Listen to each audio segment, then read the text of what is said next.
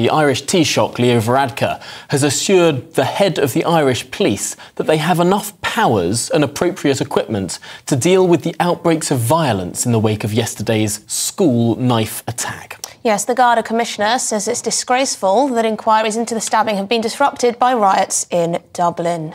34 people have been arrested after trams and buses were set on fire overnight, as 4 people, including 2 children, remain in hospital. Well, let's cross to Dublin and speak with our reporter, Doogie Beattie. Doogie, thank you very much for being there in Dublin at the scene of what took place yesterday. What reaction has there been politically? Well, politically they are trying to, I suppose, clear up the mess of last night and look at legislation to be put in place to make sure that the police have more powers, that this type of thing won't happen again. But really and truly, I was out in the streets in Dublin last night and I can assure you it wasn't a very nice place to be. In fact, this particular sector do not trust the media one bit, and in fact lots of the media that was in and around were challenged and very quickly backed off. It must be also said that Dublin City Council have done a marvellous job in cleaning up. By 10 o'clock this morning, the 3 buses and tram that were set alight and destroyed were removed from the main O'Connell Street shopping area.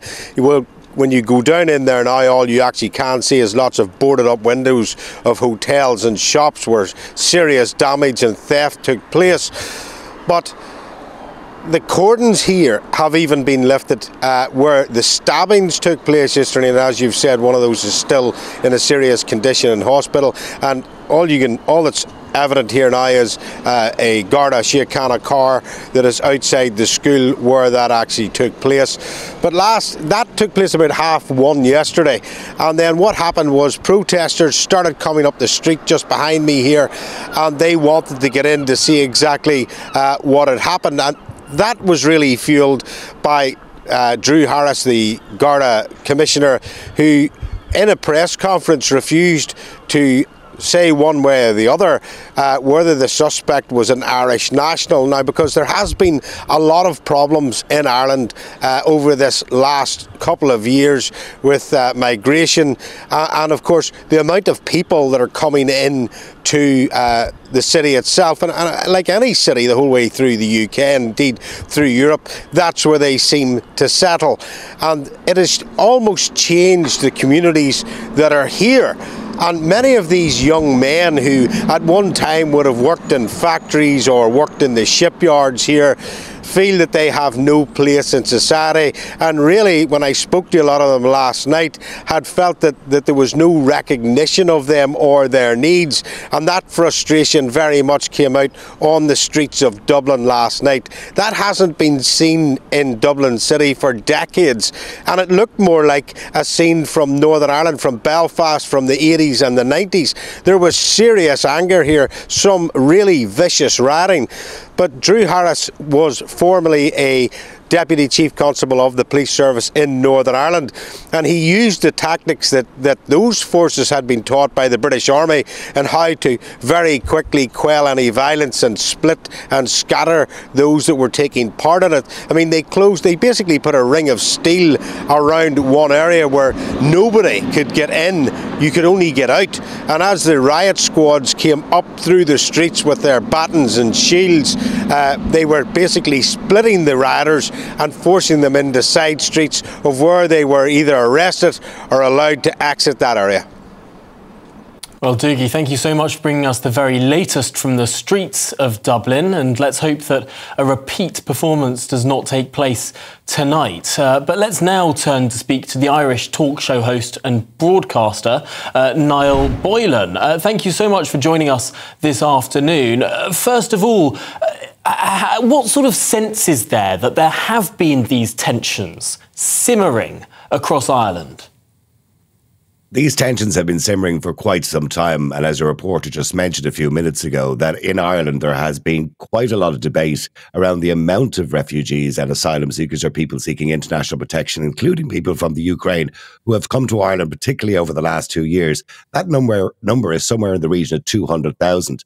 The population of Ireland has increased from 3 million to 5 million in the last 25 to 30 years.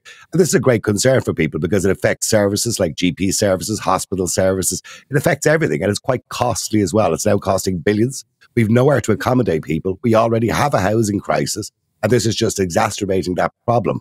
Now, let's not forget, by the way, why we're all talking about this. And the sad part of this story today is that we're not talking about the right thing.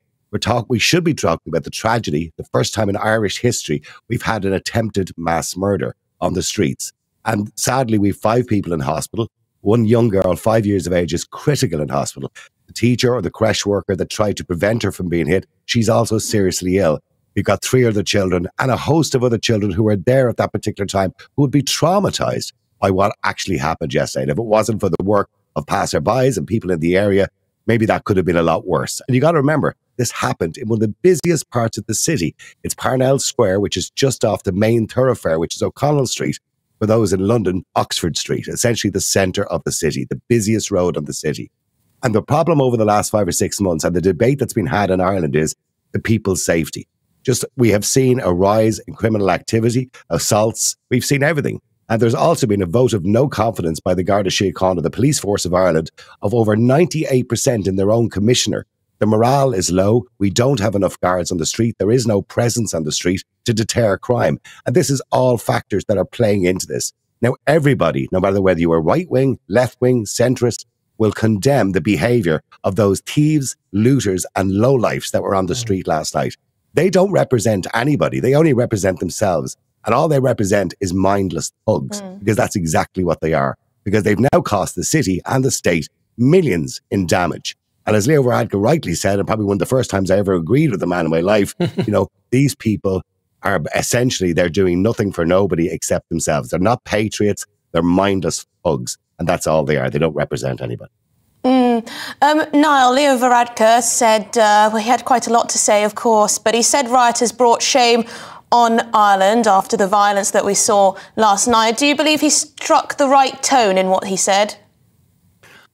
I don't normally agree with our Prime Minister, or Taoiseach, as we call him in this country, but on that particular occasion, I certainly do. They did bring shame. But what they've done more so is they've taken away from the actual story and the tragedy that happened yesterday. And our minds and our thoughts should be with that 5-year-old that's critical at this moment in time, and that creche worker who's also seriously injured in hospital. And our thoughts should be with them.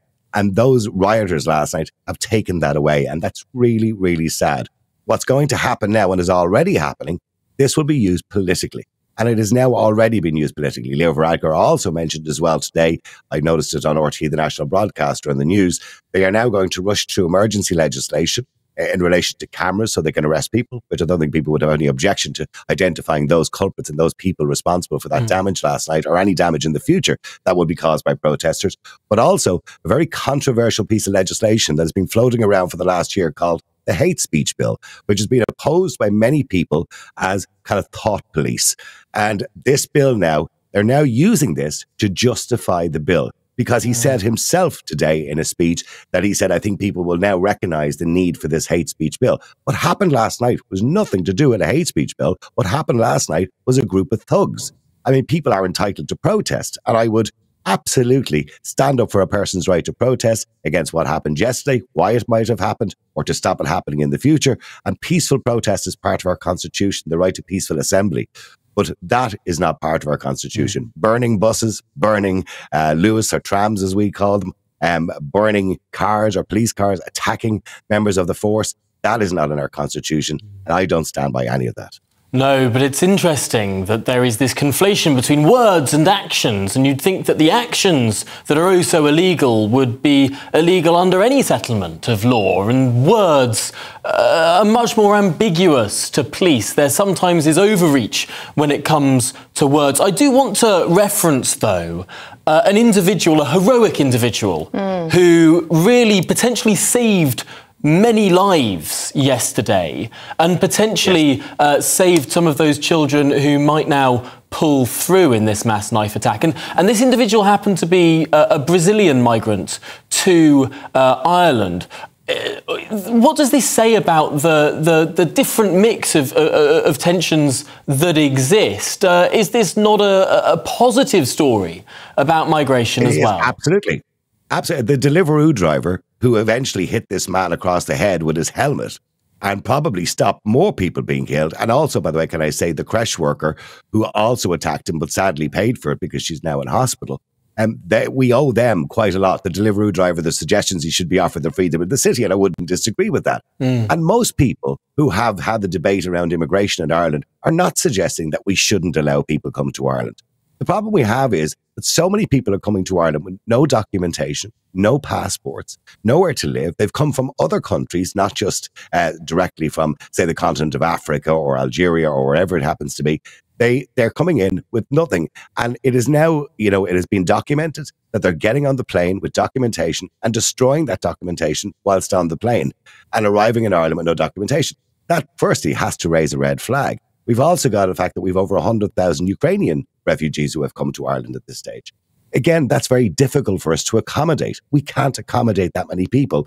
And by Micheál Martin, our Taoiseach, who was the Taoiseach at the time when he spoke to BBC News, going back about a year and a half ago when this started first, he said we weren't going to do security checks because of the amount of people that were coming in. We wouldn't have time or the administration to do all of that.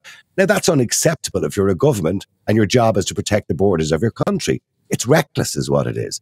Now, again, I say to you, most people who would be right of centre would say, absolutely, we welcome people. If you're coming from a war-torn country, you need our support. I'll roll out the red carpet for you. We'll do everything we can. But you can't just be reckless when it comes to immigration. Thank you very much indeed, Niall Boylan, Irish talk show host and broadcaster. Very interesting to speak to you. Very balanced perspective there. But also it's interesting to see that the issues that the United Kingdom is facing right now are not unique to the United Kingdom. We've seen tensions erupt in the Republic of Ireland. We've seen tensions erupt in the Netherlands. We've seen mass migration across continental Europe. Indeed, illegal migration, which is down by a third in the UK this year. Across the average of European countries, it's up by a third. So these aren't issues that are unique to the United Kingdom.